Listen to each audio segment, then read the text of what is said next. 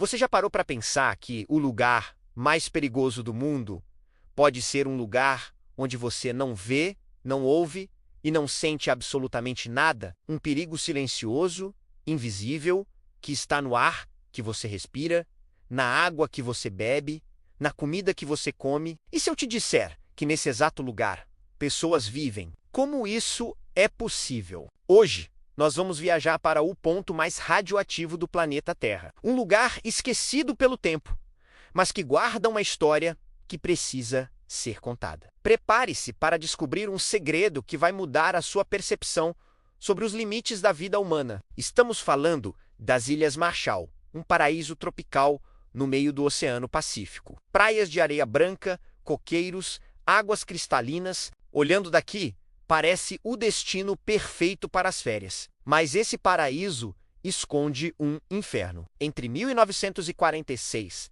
e 1958, este lugar foi palco de 67 testes nucleares realizados pelos Estados Unidos. Imagine a força de 1.600 bombas de Hiroshima explodindo em um mesmo local. Foi exatamente isso que aconteceu aqui. E a mais poderosa de todas, a Castle Bravo, foi 1000 vezes mais forte que a bomba de Hiroshima. A explosão vaporizou ilhas inteiras. Literalmente, as apagou do mapa. E a poeira radioativa, o que eles chamaram de nevasca nuclear, cobriu tudo. Essa poeira contaminou cada centímetro do atol de Bikini e do atol de Enewetak. O solo, as plantas, os animais, o oceano, tudo se tornou perigosamente radioativo. E aqui começa o mistério. Os cientistas dizem que esses lugares são inabitáveis. Os níveis de radiação em algumas partes de Bikini são mais altos do que em Chernobyl e Fukushima. Sim, você ouviu direito. Mais altos que os locais dos 2 piores desastres nucleares da história. Então, como explicamos às pessoas que vivem lá? No atol de Enewetak, vizinho de Bikini, uma comunidade inteira voltou a viver.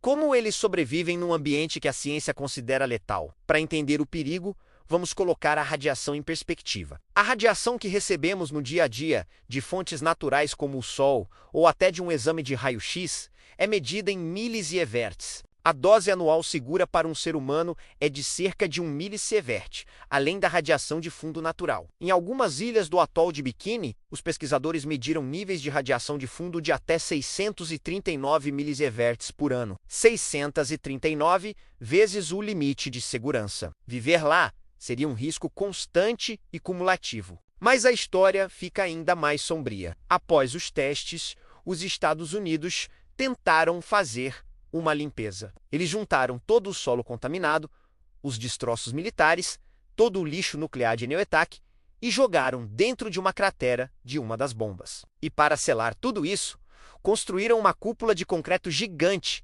chamada de Domo Runit, ou a tumba. O problema? Eles nunca impermeabilizaram o fundo da cratera. O material radioativo está em contato direto com o solo poroso da ilha e, por consequência, com o oceano. A tumba está vazando. Lentamente, dia após dia, o veneno radioativo escorre para o Pacífico. E com a subida do nível do mar por causa das mudanças climáticas, a estrutura inteira corre o risco de ser engolida pelo oceano, liberando todo o seu conteúdo de uma só vez. Agora, vamos ao ponto mais chocante.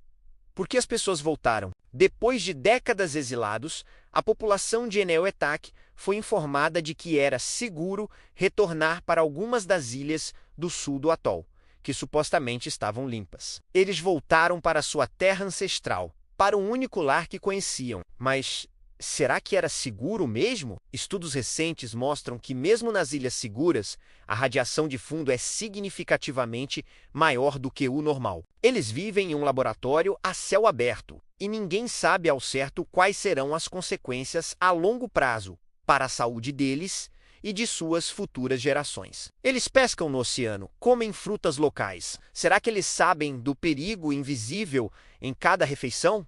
Será que eles foram devidamente informados? Ou será que o desejo de voltar para casa foi mais forte do que o medo do desconhecido? Imagina viver sabendo que a sua própria terra, o seu lar, pode estar te envenenando lentamente. Imagina criar seus filhos nesse ambiente. Os caranguejos de biquíni, por exemplo, são tão grandes e numerosos porque não há predadores e ninguém se atreve a comê-los. Eles se alimentam das plantas contaminadas, acumulando radiação em seus corpos. Eles são um lembrete visual e assustador do veneno que permeia aquele paraíso.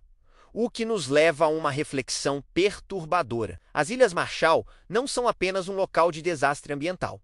São um testemunho de uma injustiça histórica. Uma população inteira foi deslocada. Sua terra foi destruída. E agora eles vivem com as consequências permanentes de uma guerra que não era deles. O Domo Runit não é apenas uma estrutura de concreto. É um monumento ao nosso poder de destruição e à nossa irresponsabilidade. E enquanto ele se racha e vaza sob o sol do Pacífico, ele nos faz uma pergunta silenciosa.